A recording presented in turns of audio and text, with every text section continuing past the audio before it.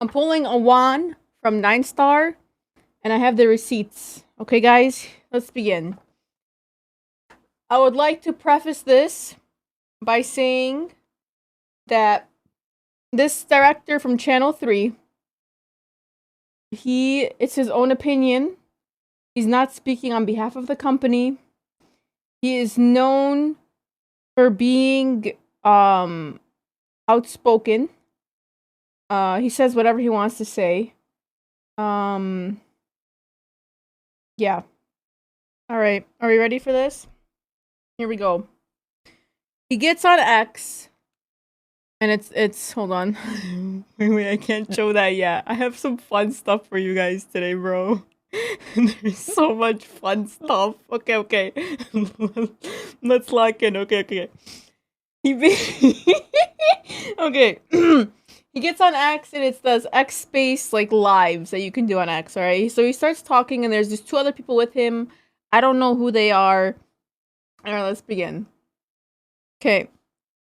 First thing he talks about is, I don't know why the fans are misunderstanding what original series means, but he talks that BEC, so Backworld, is the owner of the show, or of the story. So you're gonna see, we always see that in Only You, Secret of Us, in My Safe Zone, we always saw Beck original series on the screen, right? Okay, like who cares who that's from? Actually, that matters because they have to pay rights to make the show. Then he talks about how the team doesn't own the series and that they have to pay like fees if they post too much online like about it. So people were complaining how, oh, you don't show this, you don't show Orm, you only show Ling or something, or like you're not showing the girls enough in these previews. Like he'll take a picture of like, I don't know, like a flower vase or something. I don't know what they were. The random stuff around the set. And people were complaining like, oh, where are the girls, whatever. They can't, what he's saying is they can't post that stuff because it's like, it's not their own show. Like, they can't post freely unlike other channels that can. But whatever they do, they have to run it by Beck because they're the ones who own the show. And so anytime he posts something that's like a lot, so let's just say, for example, like a scene with Ling and Orm in it, he has to get permission from the show to post about it. And then he goes on to say that he takes a risk by posting stuff that's like unofficial. And then this is what he says. Okay, you ready? This is verbatim, as much verbatim as you can get, translating from Thai to English. He goes, I already broke the rules and risked the fines to post this for you, and you still curse me out this much. Meaning, like, he posts Ling and Orm and stuff, and he's risking posting them, and he might get fined a lot of money. Like, bro, like, this guy can't do right.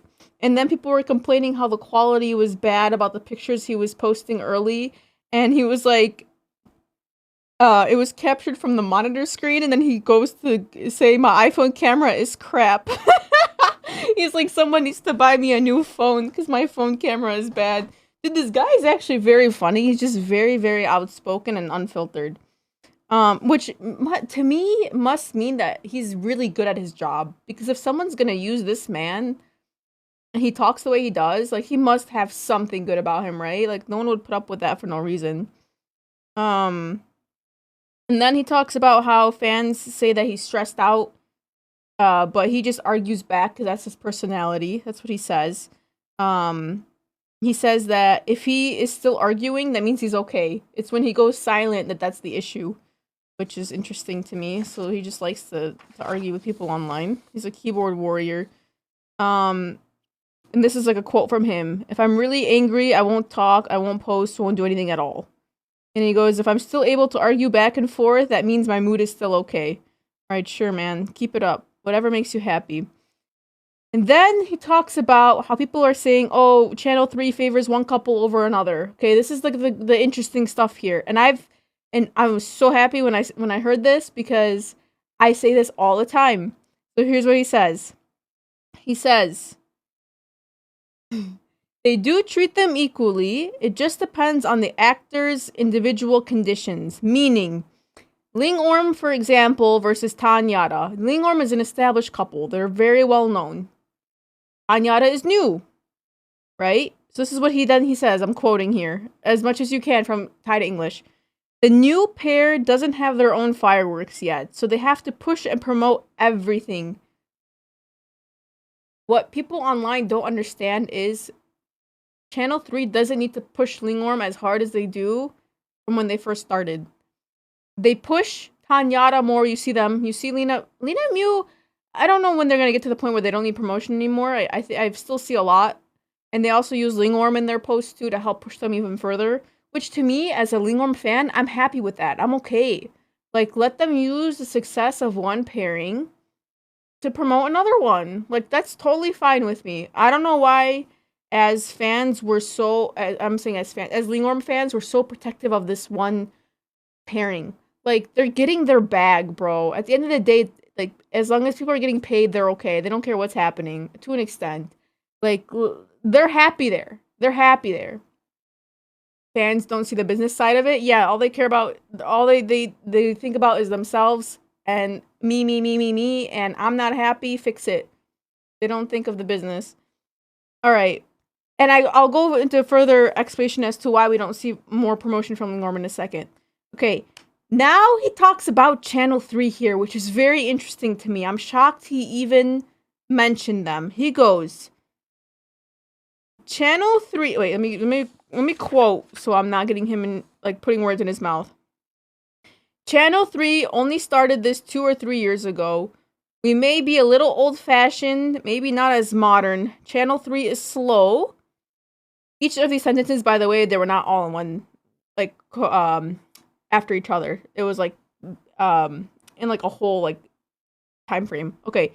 The people who have to work are the people that are already inside the channel. We have to try and learn. So from that part, he was talking about how, like, Channel 3 is trying to hire people, but other companies take them before they can hire them. Like, he mentioned, like, GMM TV. He mentioned a few others. I don't know if I have it in here. He mentioned a lot of other companies saying that they take the people before Channel 3 can get to them first. Which I think is interesting. I don't understand the context behind that one.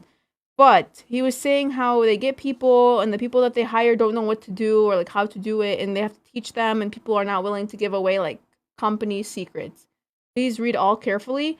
So here's the thing, and Kwong, after this, I'm gonna post the full English translation in Discord, and you guys can access it, and you guys can read it. It's 35 pages. If you want to read it, be my guest. I'll post the full translation. The way I translated it was, I recorded the space, X space, and then I translated it, or I took the transcription, and then I translated it using ChatGPT. And I gave ChatGPT the people who are involved, because if you don't tell it in Thai, you lose who's talking to who. I put who's the context. Yeah, I took my time with it, Iman. I put who's in the context. You have to put the pronouns in there so it knows, because all that information is lost when you're talking in Thai. Nope, it's my pleasure, Sniper. And so, like, it's really as accurate as you're gonna get as a non-native speaker from Thai, or from Thailand. So, I think from what I translated and what I'm reading online, they all match up. So I'm confident in it. But again, if you want the actual what's being said, go learn Thai and then listen to it. Okay, let's continue. Alright, here's another one. He talks about contracts with other platforms. So people are like, oh, why can't this go on Netflix? Why can't this go on IQIYI? Blah, blah, blah, right? He explains why this can't be done. So he goes, this is what he says. Once we sell to a platform, one of the contract rules is you can't upload it to YouTube. Very important, because if you post reaction videos, they usually have the reaction video in the video. I mean, the video of the actual show in the reaction video. And so when you go to upload it, you can't. Like, the companies won't let you do that. You're violating the terms and conditions of whatever it is you signed, right? Then, here's another thing about Channel 3. Guys, if you're coming in late, I'll be posting this on YouTube later, okay? My YouTube channel is the same as this TikTok. You guys can access that after this live. Okay, I'll be posting all of this on TikTok Live. I'll be posting all the sources in the description too. Okay, it'll all be there. All right, here we go. Reaction videos are probably also part of the contract with the platform too. That's what he says. The contract says the simulcast must be exactly the same in every tiny detail, meaning Channel 3 can't do uncut versions. The whatever is airing needs on TV. ChatGPT does have it, Kwong. That's why I'm saying take it for with a grain of salt, but I make sure to put everything in there that it needs to know to understand. Also, I listened to it too, and I read it all. Seems pretty good this time around. Anyways, but yeah. So, here we go. Here's what's interesting. People have noted that what's on Netflix is different than what's on Channel 3. Channel 3 has the right to cut things out if they deem it too explicit. Like, let's just say something is showing too much, they can cut it out. So Channel 3 itself can do like a cut version. But for the most part, whatever is showing on TV has to be the same across other platforms, has to be the same on when they post it on the website too. So that one's interesting to me. So everyone's saying like, oh, Channel 3 is so conservative. Yeah, what's on TV is conservative. But what they post on the website, I think might be allowed to be different. That one I don't know about. That's speculation. That's not what he said. All he said was whatever is shown on TV needs to be what's published on the websites that the people are purchasing it from. It has to be like the exact same. All right. Okay. Next. What else we got? All right. He goes global distribution. So like where they sell it. So when you release a new series, they actually buy the rights country by country. That's why with Girl Rules, it was like geo restricted because my assumption is they were slowly releasing it and paying for the rights across different countries. So with in general, he's saying that here's like the quotes. We want our drama to go worldwide to be available in many places. And then he says they don't buy it for a huge amount. If we can fully sell ad slots, we make more money than selling to those platforms. So basically, and then a high-level summary of all of what he was saying about this specific portion was international platform deals are not as profitable as we might think they will be. So sometimes it's not as profitable to sell to a certain country because they're not gonna pay for it as much as you'd want them to. Okay, and then he goes on to talk about subtitles, which this is also interesting to me. So he talks about how fans, like fan clubs, are offering to translate the shows in different languages. But it's very risky for the company because someone could easily post the episodes early. They could leak it. If you're not like bound by contract, it's very, very risky for the company. It's not worth it to them. And to that, I just say, well, you can always post it afterwards. Like, they can translate it after.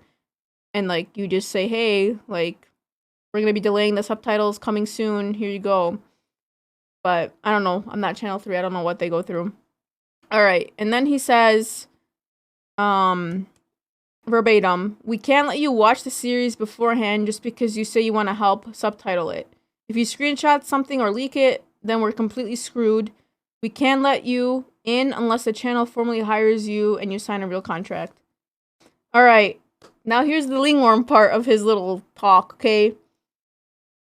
So, he says, these are direct quotes. He goes, at first the girls were scared of me. Nong Ling was scared too. And then he goes on to talk, I don't know why though. He told like Orm to go ask her mom about him. And how when Orm's mom worked with him, at first he like appeared to be a certain way, like his demeanor, but then like she understood how he is. And so he says that Ling and Orm were like, I don't know what the word scared. The word scared seems a little, I don't know what the Thai word was for it, but I mean, based off of his tweets, he sounds like a very aggressive person, but like that's just his personality. That's what he writes it off to. Yeah, hold on. Okay. Both actresses were like, yeah, intimidating. I think the word is nervous. I think that's what it meant to say. But then he was saying how now everyone's all comfortable and happy and we're all good. Then he specifically mentions helping Ling deliver her lines, which to me makes me so happy because if you watched Only You, Ling's character doesn't have a lot of dialogue. She just stands there and like looks at Orm's character for a lot of the scenes. Like barely ever speaks. It pissed me off. But he like one thing I like about this guy is he'll tell you how it is straight up. So he like told Ling like, "Yo, listen, like I'm going to help you with your Thai and we're going to help your pronunciation and all that." And knowing Ling, I'm sure she was happy with that cuz I know that she probably is someone that like is a perfectionist and like likes to do well. And that's probably like a challenge for her too. So I'm sure that she loved that. All right, and then moving on. Um, okay, here comes the NC content related stuff. So he says the show is story first, not NC first. We're very used to Thai GLs. Everyone's waiting for those intimacy scenes. We're all waiting. We're all waiting. This also made me very happy because we all know Lingworm intimate scenes, guys. Like, it doesn't ever work, right? I always say, like, if you're gonna do it right. If you're not gonna do it right, just get rid of it completely. And that's what he's doing. Like, I don't know if he's using it as an excuse that there's a lot of plot or what, but God bless this man for taking them out. I don't want them. If you're a smart Lingworm fan, you don't want them to do intimacy scenes. It doesn't look good on screen at all. Like, at all. Like, I'm sorry. Like, Ling and Orm have other strengths, and I think that's what he's honing in on. Like, Orm can act, Ling can act, just give them a good script, and I think that's what he's doing. Like, it makes me very, very happy to see this from him.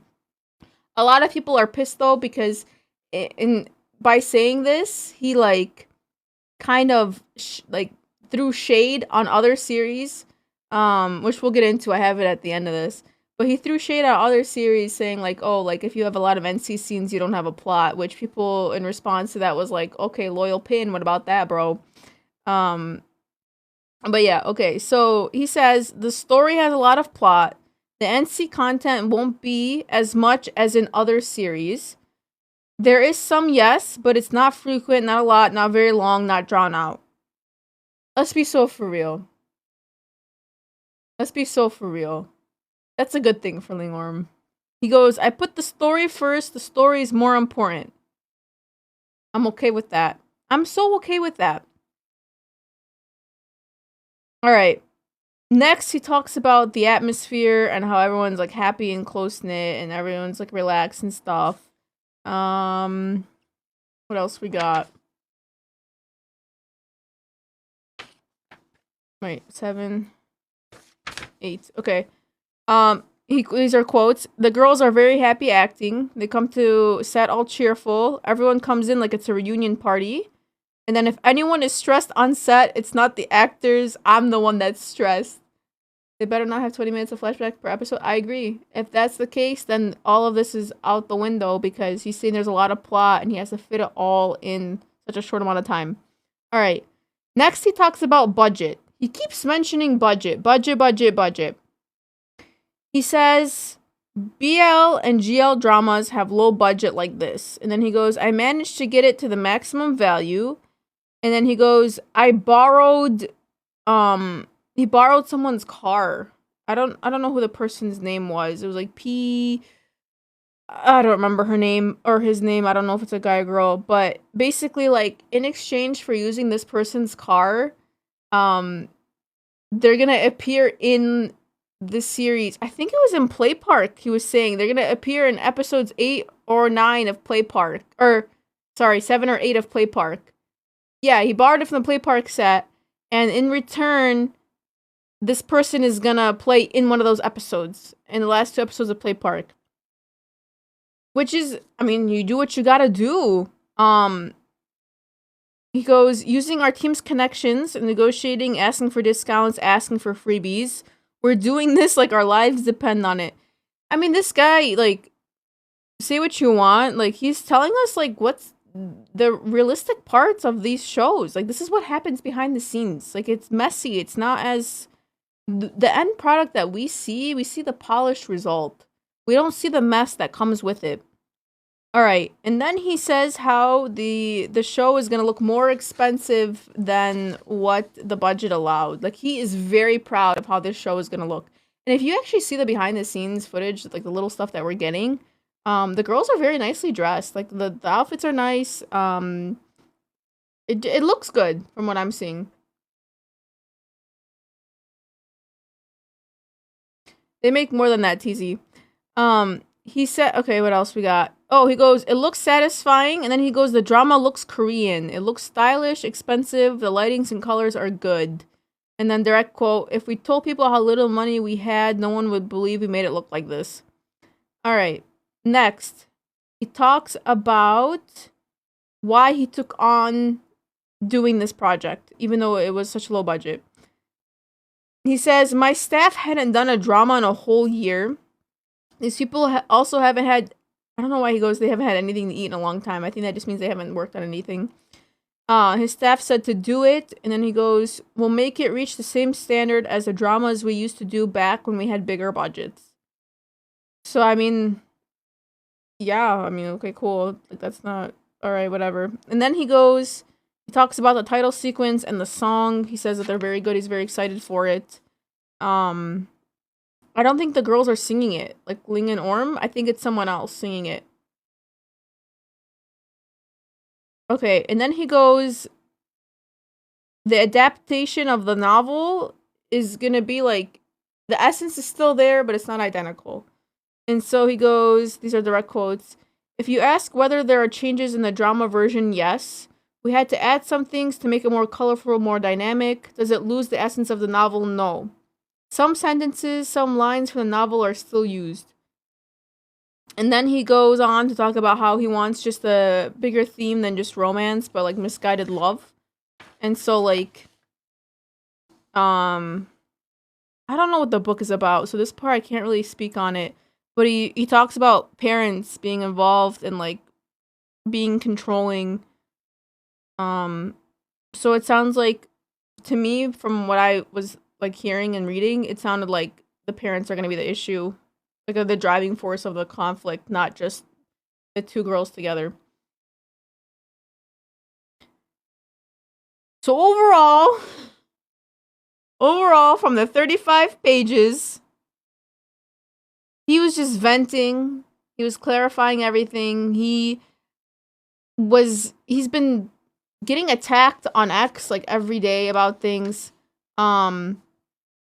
I think this was just him venting, and he said a lot more than he should have about Channel 3. I'll post the whole translation on YouTube when I post this video. I'll post the in the description. I'll post the documents, where I got it from, everything. One thing I want to mention, also that I didn't mention yet, was the take-home pay for these girls. He goes on to talk about how we shouldn't feel bad for any of them, because these girls, whenever they go do like brand deals and stuff, the channel gets money, right? 70-30. The take-home pay when they do brand deals and, I don't know, like public events and stuff, 70% goes to the artist. The 30% goes to the company. That's insane. That's a good amount. 70% is insane. Now, he also mentions, yeah, that's why Lingam loves Channel 3. That's what, if they're not getting paid properly, do you think someone like Orm would put up with that? She would buy out her contract immediately and be like, bye, I'm going somewhere else. Be so for real. They're getting their bag, bro. They're getting their bag so hard. That's why they never say anything online. They're silent. They're like, yo, I'm getting paid. I'm gonna shut up. Like they don't care. Like they don't care. And then he goes on to talk about how where it goes, okay? So he says that just because they get money from that stuff, it doesn't go to the drama department. It goes to the artist department. So like just because they're making all this money, it doesn't go to the next series that they're making. It doesn't go into that budget. It's by department, which I think is interesting. I mean, it makes sense. But yeah. And then he talked about how if he filmed the pilot, it would have been 2 to 300,000 baht. And he goes, "We didn't film a pilot because we want to put that in for promotion and for other stuff in the show." Which is good. It is a good thing, Kwang. I agree. Alright. That's everything Lingorm related. Yeah. I mean, I was listening to it in Thai with the English subs, and it seemed to match up pretty well. So I'm pretty happy with this translation. I think it's good. If anything is inaccurate, disclaimer, I'm not responsible for what AI generates. I'm just here to put it online. Alright. Now, here's the fun part. Now that we know what was said, now we can read the crazy stuff online. Here we go.